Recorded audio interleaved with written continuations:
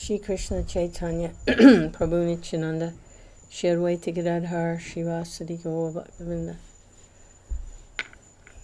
Reading from Chaitanya Shikshamrta, Bhaktivinode Thakur, and this is Chapter 6, Part 4.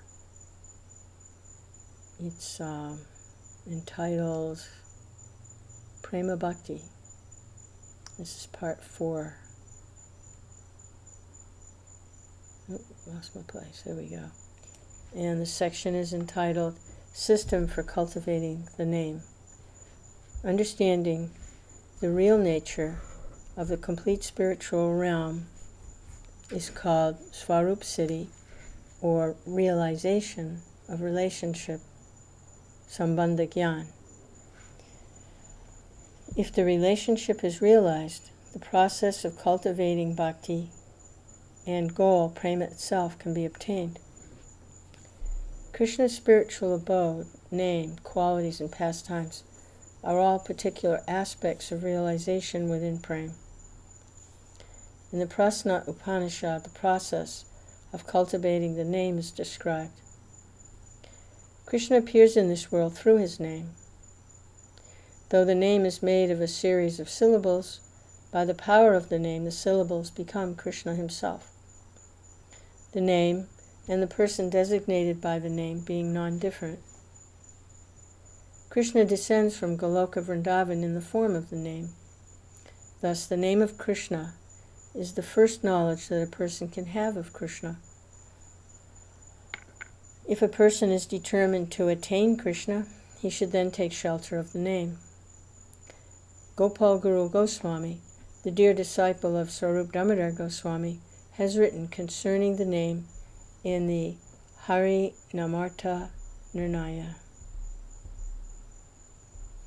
In the Agni Purana it says, whoever chants the words Hare Krishna, Krishna Krishna, Hare Hare, even negligently, will achieve the goal without doubt. In the Brahmanda Purana it is said, whoever chants Hare Rama, Rama Rama, Hare Hare, is free from all sin. Chaitanya Mahaprabhu has combined these together, issuing from his lips the words Hare Krishna, drown the world in prema. By the Lord's order, may those words be ever victorious.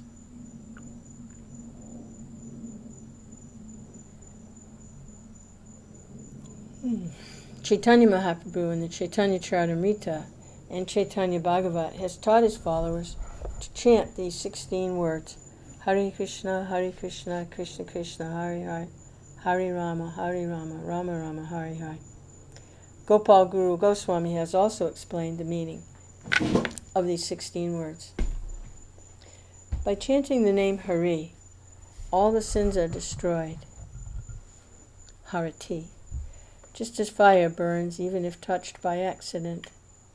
If by accident a person chants the name Hari, all sin is burned up. This name reveals the real form of the Lord with all his bliss and knowledge, destroys ignorance and its effects. This is the meaning of the word Hari. Or the word Hari can mean he who takes away, Harati, the 3 miseries of material existence from all living entities. Or it can mean he who attracts the minds of all living entities through hearing and speaking about his transcendental qualities. Or it can mean he who attracts the minds of all the avatars and people by his sweetness and beauty, which is greater than that of 1,000,000 cupids. The word Hari becomes Hare in the vocative case, a form of address. Or, according to Brahma Samhita, the person who attracts the mind of the Lord by ideal love, Radha, is called Hara. In the vocative case, this also becomes Hare. According the Agamas, the root Krish and the suffix na form the word Krishna, which means the person who attracts, who is personification of bliss. He is the Supreme Brahman, the Supreme Lord. Krishna has the same form, Krishna, in the vocative case. In the Agamas it is also stated that by the utterance of the syllable Ra, all sins are driven away, and in order to prevent them from returning, the syllable Ma is added, as if closing the door. Also, the Puranas, it is stated that the person who enjoys with Radha eternally is called Rama. This refers to Krishna. The meaning of these names will be discussed again later.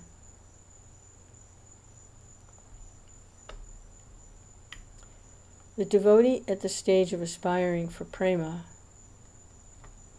performs chanting and remembering while counting.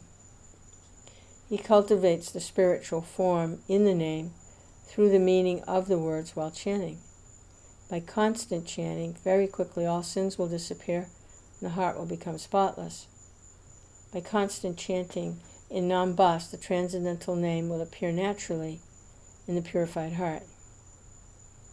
The two types of chanters, those practicing sadhaka and those who have attained perfection, siddha. The practitioners are again of two types, the preliminary and the continuous. The preliminary practitioner starts to increase his chanting until he constantly chants without break. When that is attained, it's called continuous. The preliminary devotee does not have a taste for chanting because of the bitter contamination of ignorance, but by constantly chanting rounds on tulsi beads, the devotee attains the continuous stage, where respect for the name grows. At that stage, the person does not want to give up chanting the name. By constantly chanting with respect, a taste for the name is born. At that time, sin, the seed of sin or desire, and the root, ignorance, are destroyed. During the preliminary stage, the devotee must eagerly strive to chant without offenses. It's absolutely necessary. This will happen only by avoiding bad association and taking instructions from the devotees. When the preliminary stage is passed, with constant chanting, taste for the name and compassion for living entities increases. There's no need of assistance from karma, jnana, or yoga. If their effects are still strong, they will help the practitioner in maintaining his bodily existence. By chanting the name with concentrated mind, in association of devotees, in a short time the heart becomes pure and ignorance is destroyed. As much as ignorance is destroyed, yukta vairagya and sambandha jnana make their appearance and make the heart even more pure. This has been verified again and again by learned devotees. By chanting the name, while understanding its meaning and praying to Krishna with tears in the eyes, gradually, by Krishna's mercy, the chanting will advance. If this method is not followed, it will take many lifetimes to reach perfection, as with karma and jnana.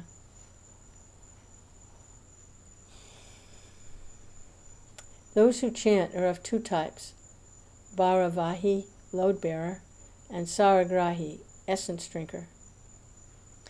Those who are attached to the material world, to bhakti and mukti, become taxed with the heavy burden of trying to attain dharma, artha, kama, and moksha. They do not know about the essence, which is prema.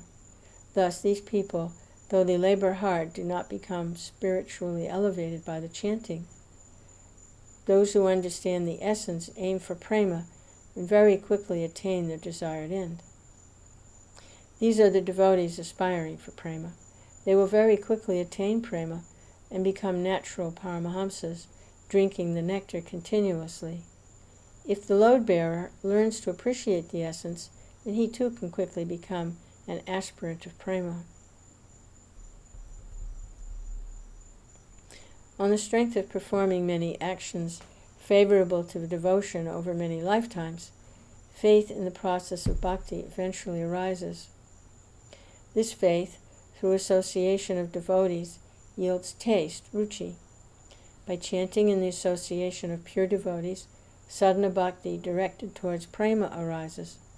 If by the mercy of those pure devotees he accepts the correct practice of chanting, very quickly he comes to the stage of aspiring for prema. If, however, he takes instruction from a mixed devotee or a semi-devotee, it will be difficult for him to attain prema. He cannot become a fully surrendered devotee. As sinful impressions still influence him, he does not appreciate the pure devotees. Crookedness appears and his heart becomes deceptive. In this condition, the practitioner must spend many births as a neophyte, a kanistha adhikari. Though the kanistha adhikari has faith, is very tender, swayed often by temptations. The devotees and guru with whom he associates are of the same type. In order to remove the fickleness from the heart, he must learn the process of deity worship from an authorized guru. By performing this deity worship a long time, faith in the name will develop. When faith in the name develops, he starts chanting the name in good association. There is a different process for those fortunate souls who have exclusive faith in the name of Krishna from the beginning of life.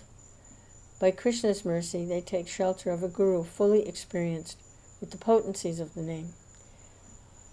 Chaitanya Mahaprabhu has defined the qualities of such a guru. Although there is no absolute necessity of a Diksha Guru for learning about the name, having someone who can teach the name is also natural. The syllables of the name can be obtained from anywhere, but the deep truths about the name are revealed by the mercy of a pure devotee guru. By the mercy of guru, a devotee can surpass the stage of nambas and protect himself from offenses. He who takes up chanting seriously is, from the beginning, a madhyama adhikari. As he has understood the real spiritual nature of the name, he practically has no namabhas and may be considered an aspirant for prema. He expresses prema to Krishna, friendship with the pure devotees, mercy to the new devotees, and indifference to those who are inimical to the Lord or his deity form. Because the kanistha adhikari cannot judge the comparative qualification of devotees, he is in a pitiable condition. The madhyama adhikari, aspiring for prema by treating 3 types of Vaishnavas in 3 different ways, very quickly comes to the stage of having achieved prema ruda. The madhyama adhikari is worthy of association. The madhyama adhikari increases his chanting day and night till he chants 174 rounds a day. The chanting gives him such bliss he cannot exist without it. Though he cannot count his rounds while sleeping and performing other bodily functions, he chants at those times without counting. He meditates on the meaning of the names, as described by Gopal Guru Goswami. Gradually all the sinful tendencies of man become subdued. Thus he experiences the name's true nature, filled with supreme bliss. When the name's nature becomes clear, Krishna's spiritual form appears along with the name. With the presence of the pure name in his chanting, along with Krishna's presence, the material modes are vanquished and pure sattva, that is, all Krishna's non-material qualities appear. According to the purity of the chanting and the appearance of Krishna's form and qualities together with the name, the Lord's pastimes will appear by the Lord's mercy in the pure heart of the devotee who has awakened his natural spiritual vision. When the tongue glorifies the Lord with counted or uncounted names, the mind sees Krishna's form, the heart perceives Krishna's qualities, and the soul, in trance, sees Krishna's pastimes. There are 5 different states of advancement for the practitioner of the name: Shravanadas, Varanadas, Smaranadas, Apanadas, and Prapanadas. Shravanadas is that blissful stage when a person hears from a qualified guru about sadhana and sadhya. At that time the devotee hears about how to chant without offense, how to chant for achieving perfection, how to become qualified for the name. At this stage the devotee develops continuous chanting of the name. When the devotee becomes qualified to receive the set of beads, strung with prema, derived from chanting the name, when the disciple with great satisfaction receives from the lotus feet of the Guru the pure process of chanting and worshipping, and when the Guru imparts his spiritual energy into him, he is said to have come to the Varana stage.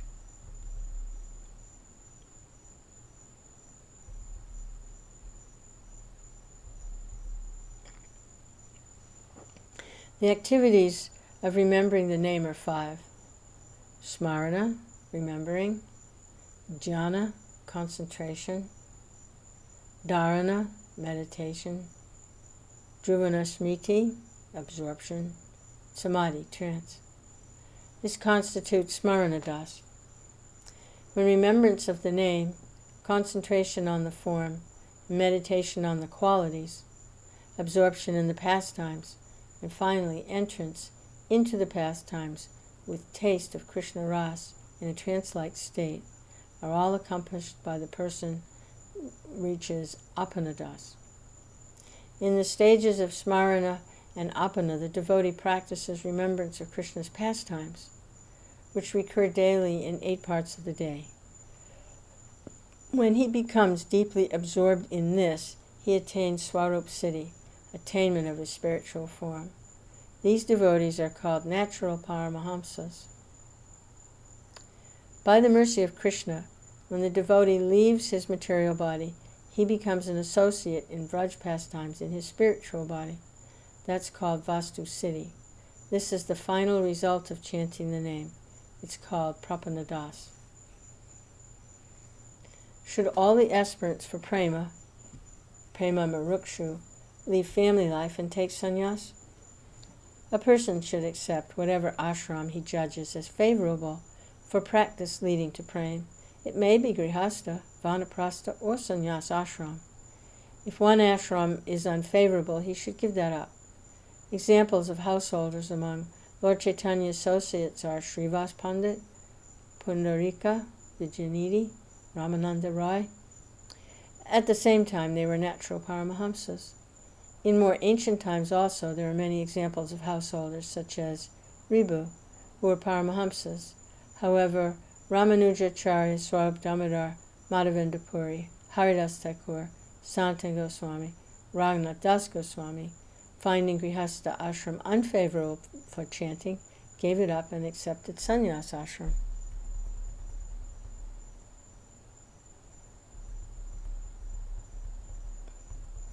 And that is the end of part 4. So we can go on to part 5. The goal of the devotee aspiring for prema. When the devotee, by the mercy of Guru and Krishna, obtains the seed of the devotional creeper, or faith in the principles of bhakti, he should with great care see that the creepers bear fruit. Mahaprabhu used one simile to teach this to Rupa Goswami at Prayag. The person performing sadhana or practice plants the seed of bhakti in his own heart. His heart is described as a field.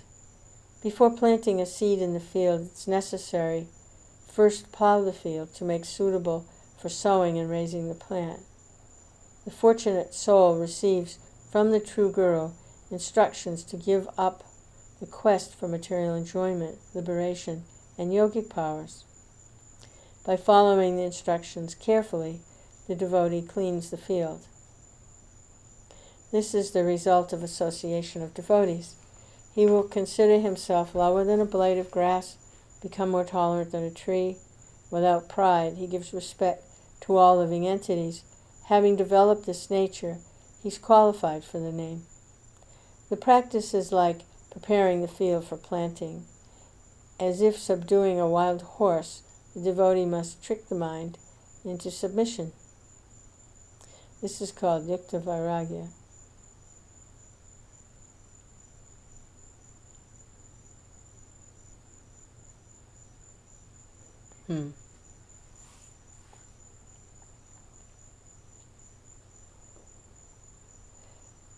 This is helpful in gaining advancement in chanting.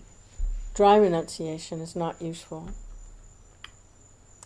The creeper of devotion gradually grows by the watering process of hearing, chanting, remembering, and other devotional activities. The spiritual nature of the creeper is It cannot be limited to the material world. In an instant, the creeper transcends the 14 material realms, crosses the Viraja, pierces the effulgence of Brahman, and arrives in the spiritual world. The nature of a spiritual substance is that it transcends the material realm. When the devotee achieves real knowledge of the spiritual world and his own identity by overall effort and eagerness, that knowledge leads the soul and the creeper to the spiritual realm beyond matter, and then to the Loka Vrindavan in the upper portion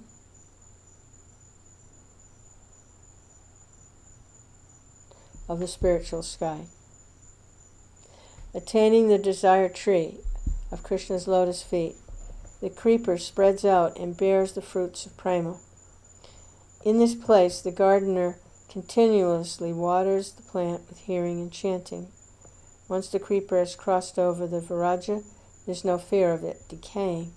As long as the creeper is bound in the material world, made of Prakriti, Mahatattva, Ahankara, form, taste, smell, touch, sound, the 5 knowledge-gathering senses, the 5 senses of action, the mind, earth, water, fire, air, ether, goodness, passion, and ignorance, there are obstacles to its growth. When it attains the spiritual world by the strength of its own nature, it cannot be broken or cut, and it ascends higher.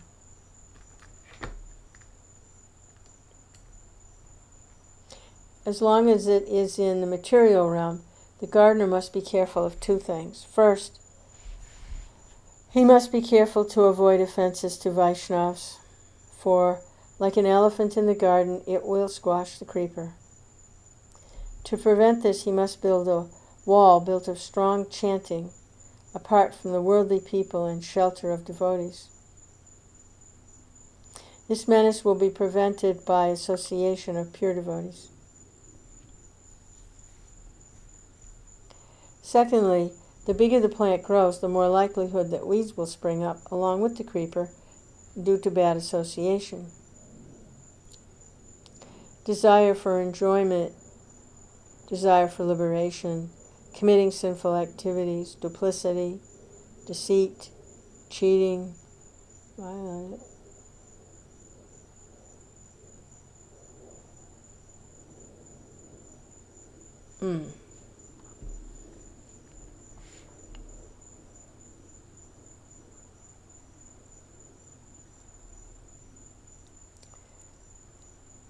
Desire for enjoyment, desire for liberation, committing sinful activities, duplicity, deceit, cheating, violence, self-acquisition, desire for respect, desire for position, and many other weeds may grow in the garden.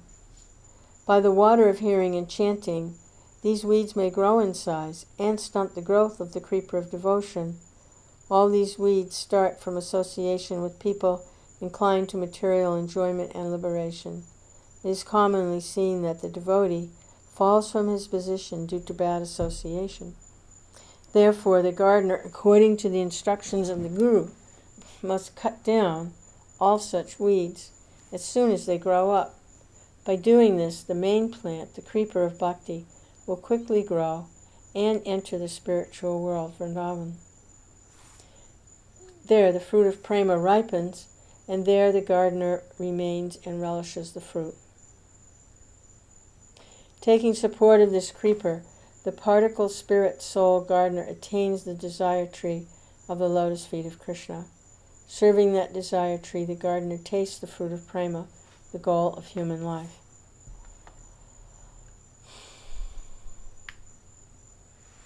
The aspirant for prema, following the above method of chanting, hearing, and remembering the name, becomes pure in heart and attains bhav.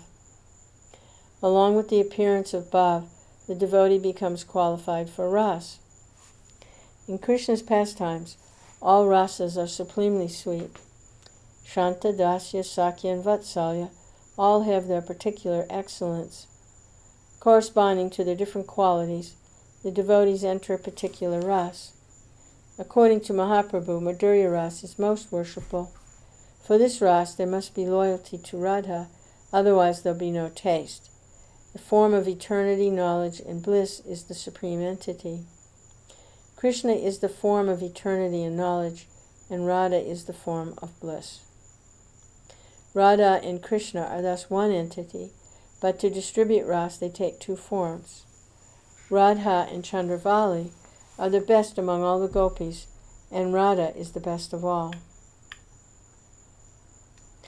It was observed in the discussion about Raganuga sadhana bhakti that the person who is greedy for the mood of the inhabitants of Raj performs his sadhana, following after them with devotion. Thus, the aspirant for prema must learn the process for gaining entrance to the eternal pastimes of Radha and Krishna by the mercy of his guru. The devotee aspiring for Madhurya Ras, by meditating on his identity as a gopi, attains entrance to the entourage of Radha. One should not think that it is impossible that a person performing sadhana with a male body can be a gopi in his meditation. All souls are the marginal energy of Krishna. Male and female of the gross body are illusory conceptions which originate in the subtle body. The eternal pure body of the soul is spiritual, without a distinction of male or female.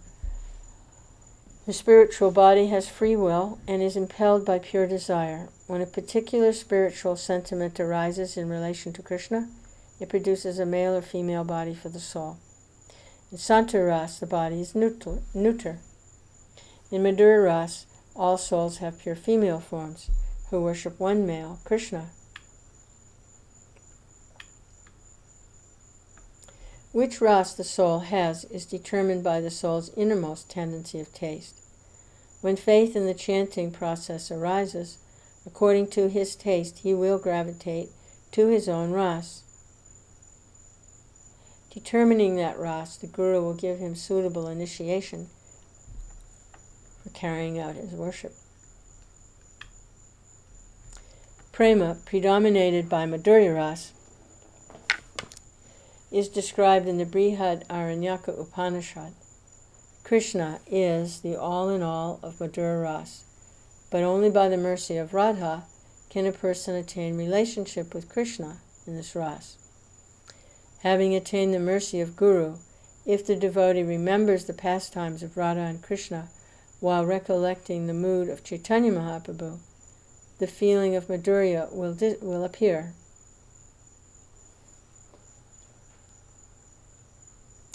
Even though the continuous sadhaka dwells in a material body in the material world, by internal process he will meditate on his eternal spiritual body by the mercy of the Guru. Through continuous meditation on serving Radha Krishna in their daily eightfold pastimes, he will finally identify completely with that spiritual body. This is called Swarup Siddhi, attainment of spiritual body. The aspirant should meditate as follows. I'm a follower of Lalita in the entourage of Radha. I'm the follower of Rupa Manjari. I live in Yavat Gram with a wonderful body full of knowledge and bliss, impelled by strong desire, overflowing with ras. My complexion is bright gold, a youthful servant of Radha and Krishna.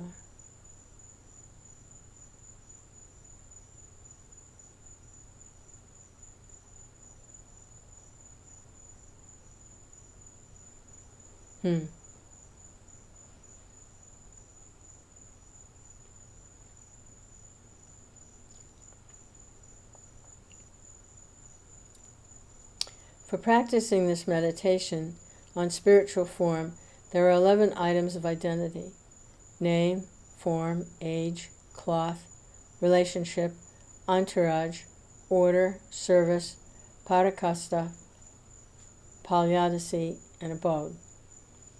The devotee should continuously meditate on his spiritual form endowed with these 11 particular details until it achieves complete identity with it. From this identity will arise a clear realization of his eternal service. Living in the material world continues only by habit and only until death.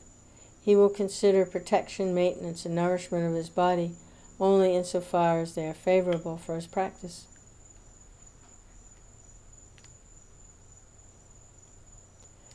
When the devotee has agreed for practicing Raganuga, he should request his guru.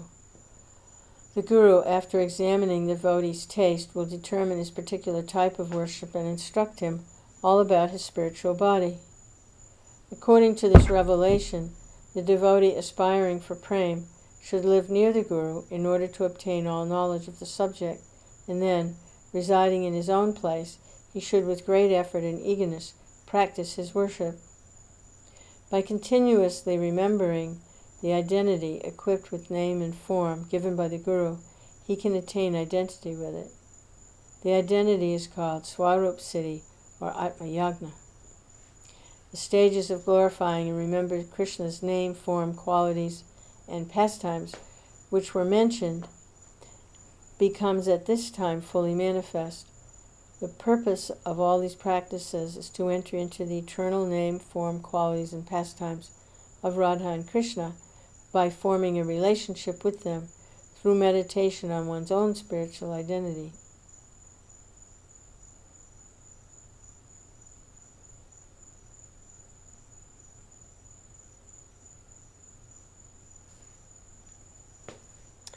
When the creeper of devotion crosses the Viraj, pierces the Brahman, and ascends to the lotus feet of Krishna in Goloka Vrindavan at the top of the spiritual world, the devotee, gardener, climbing that creeper of bhakti, also enters into the spiritual world. Some devotee writers have said that Swarupa Siddhi means taking birth in the house of a cowherd in Vraj before the completion of sadhana. This is not untrue. This is understood to be the second birth before the final attainment of Vastu Siddhi by the devotee. Attaining in this way a body of a gopi, the devotee attains pure second birth or apanadas. When the devotee at this stage gives up the material body, the devotee progresses from Swarup Siddhi to Vastu Siddhi. With the full blossoming of remembrance of Krishna's name, form, qualities, and pastimes, the devotee attains eternal Vrindavan.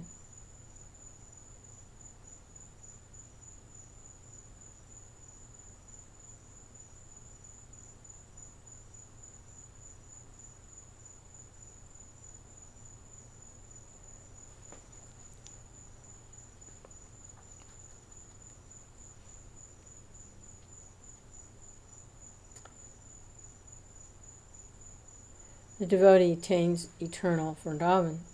The subtle difference between the manifest Vrindavan on earth and Goloka Vrindavan can be understood from Sanatana Goswami's Brihad Bhagavatamrita.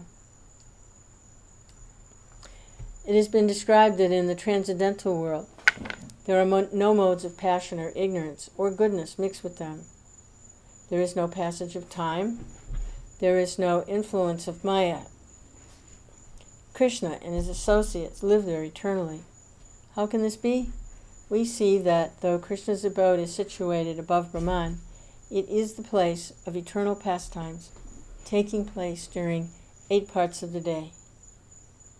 Distinctions, place, and time are present there. How astounding! From the Vedas and Puranas it is understood that whatever exists in the material world exists as well eternally in the spiritual world, but without any blemish.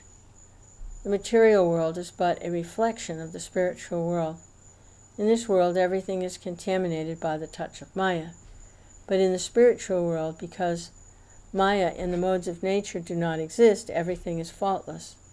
Everything there is in the pure mode of goodness. Time and place have this quality. Krishna's activities are beyond Maya, beyond the 3 modes of nature. They're nirguna. To nourish the ras of the pastimes there is faultless time, place, space, water, and other elements. Thus, in that spiritual time, without the influence of material time, Krishna performs pastimes in 8 periods of the day: at the end of night, in the early morning, in late morning, at noon, in the afternoon, at dusk, in the evening, and in the night. the succession of Krishna's pastimes taking place during periods of day and night nourish the unbroken rasa. Whatever pastimes occur by Krishna's eternal will in Goloka Vrindavan on earth also occur in Goloka Vrindavan. In the Padma Purana it is written that Narada asked his guru Sadashiva, "O Lord, I have heard everything that I wanted to know, but now I wish to hear about the supreme path of Bhav." Lord Shiva said, "O Narada, all of Krishna's servants, friends, mother and father, his beloved gopis, possess all good qualities. They are all eternal. Whatever pastimes of the spiritual world have been described in the Puranas are also present eternally in Vrindavan on earth, within the cycle of material time. Going to and coming from the forests or pastures and herding cows with his friends are the same in both places. But the killing of demons that occurs in the earthly pastimes is present in the spiritual world only as a conception of nourishing the rasa.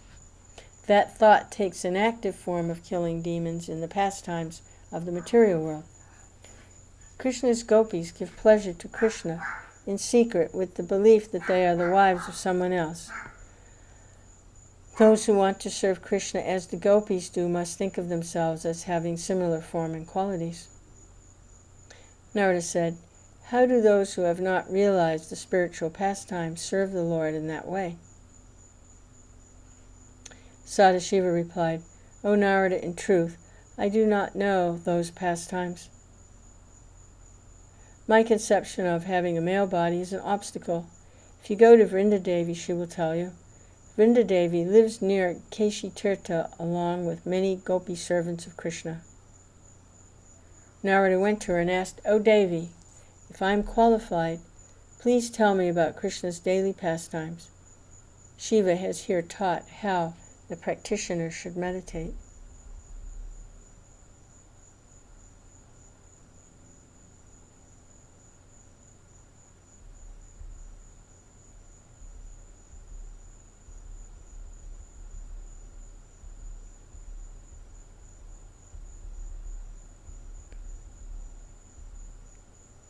Okay, we go on to part 6. Description of the Eightfold Pastimes. The proper faith in these activities mentioned in the scriptures cannot be created through modern translation. As the words of the Purana are simple,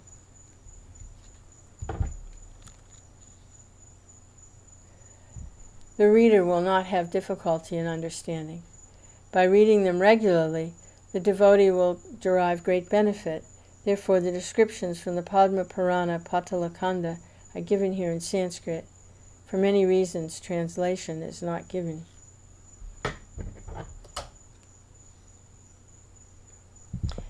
Not everyone is qualified to read the daily pastimes of Radha and Krishna. It is esoteric knowledge of great wonder which must be kept secret. Devotees should not let those who are not qualified hear these topics. As long as the soul has not attained greed for the spiritual world on the path of Rag, the description of these pastimes must be kept hidden from him.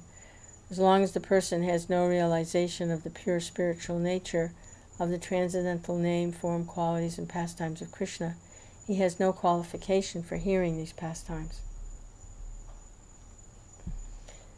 Hearing these pastimes, the unqualified person will simply meditate on material relationships of male and female, under the influence of Maya, and by this he will become degraded.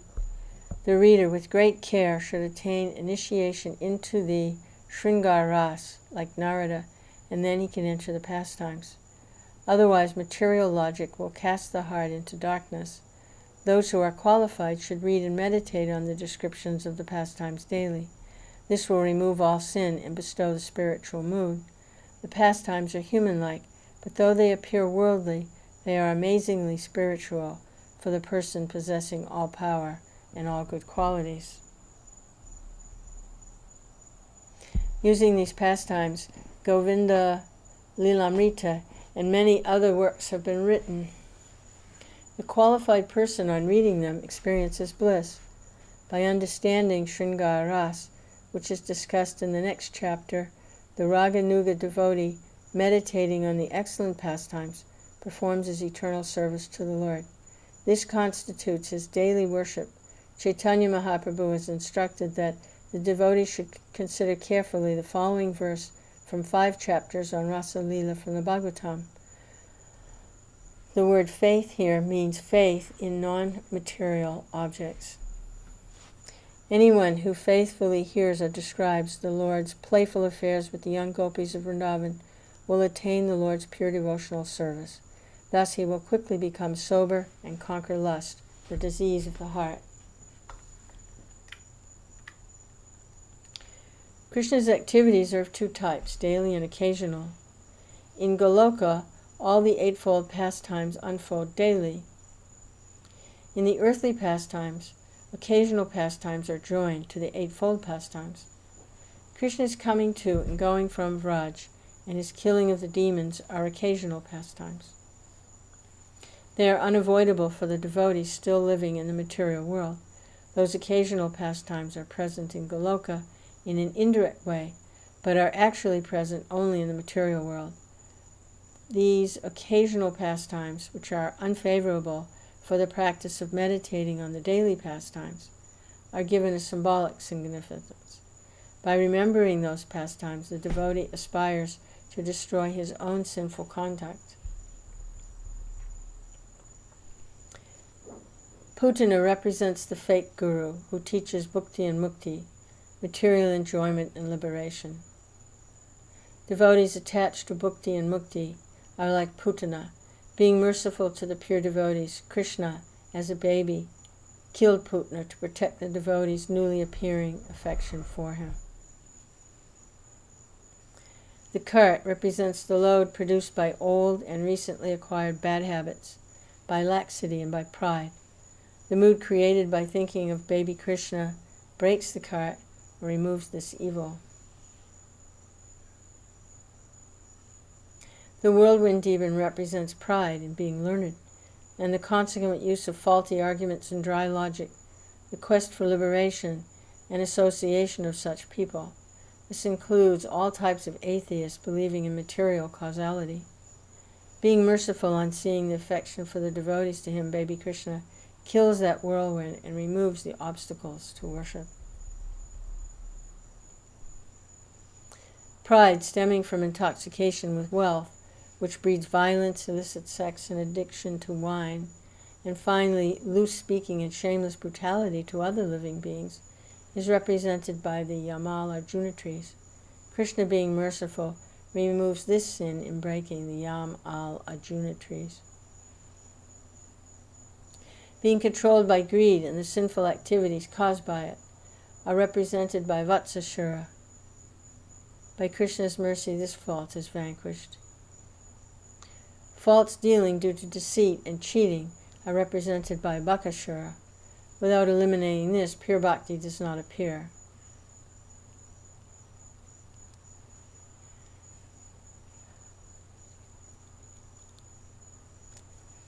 The sinful mentality to do violence to others is represented by Agashura. This tendency must be removed. It is one of the offenses. Skepticism due to practicing jnana and karma and disregard for the sweetness of Krishna from attachment to the Lord's majestic aspect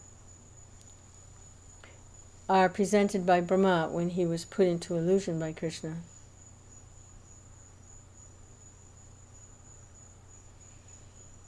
Complete ignorance of spiritual truth, originating from material intelligence, lack of spiritual intuition and foolishness, which is contrary to spiritual knowledge, is represented by Dinakashura.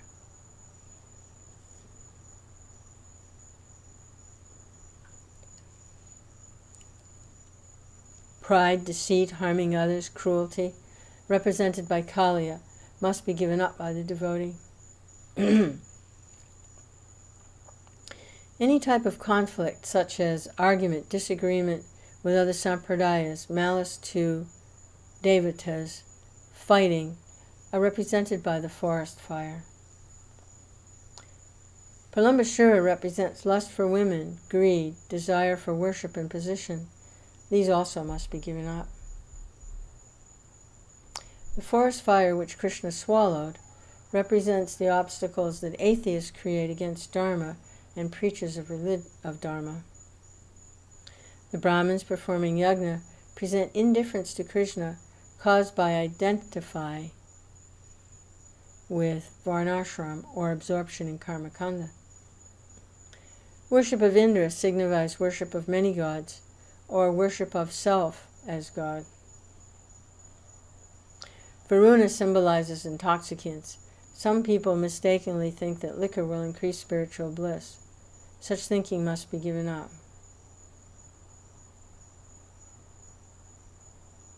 The snake which attempted to swallow Nanda Maharaj represents Mayavad and similar philosophies, which try to swallow up the real nature of bhakti.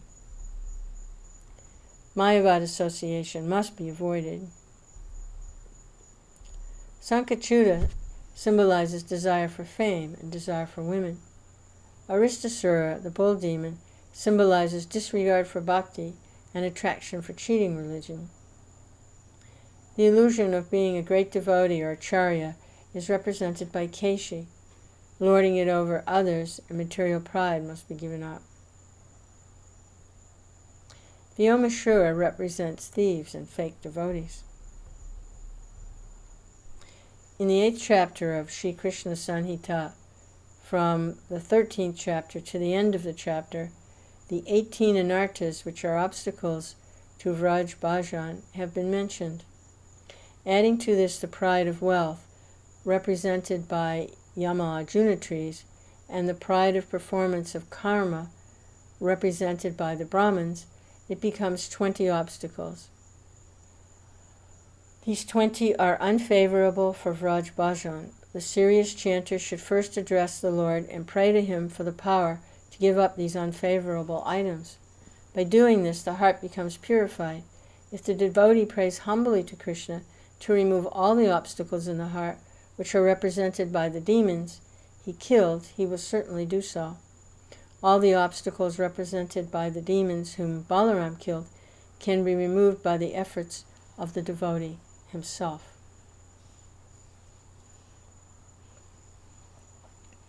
Here is the secret of Vraj Bhajan. Dinekasura represents bad mentality, which causes heavy loads. Pralamba represents lust for women, greed and desire for worship and position. The devotee must remove these obstacles by his own efforts with the mercy of Krishna. Dinekasura means ignorance of one's own spiritual identity, Swarup, the identity of the name and the identity of Krishna. With great endeavor, the devotee himself removes these obstacles. Pralambasura represents lust for man or woman, greed for material objects, endeavor for material enjoyment, pride, desire for worship and position. Understanding these to be very detrimental to progress, the devotee should make great effort to remove them. If his humility is true, certainly Krishna will be merciful. Then Baladev will make his appearance and all the obstacles will be destroyed in a second. Then, step by step, progress and cultivation of bhakti will take place. As this process is by nature very esoteric, the devotee, being spotless in character, should learn it from a qualified guru.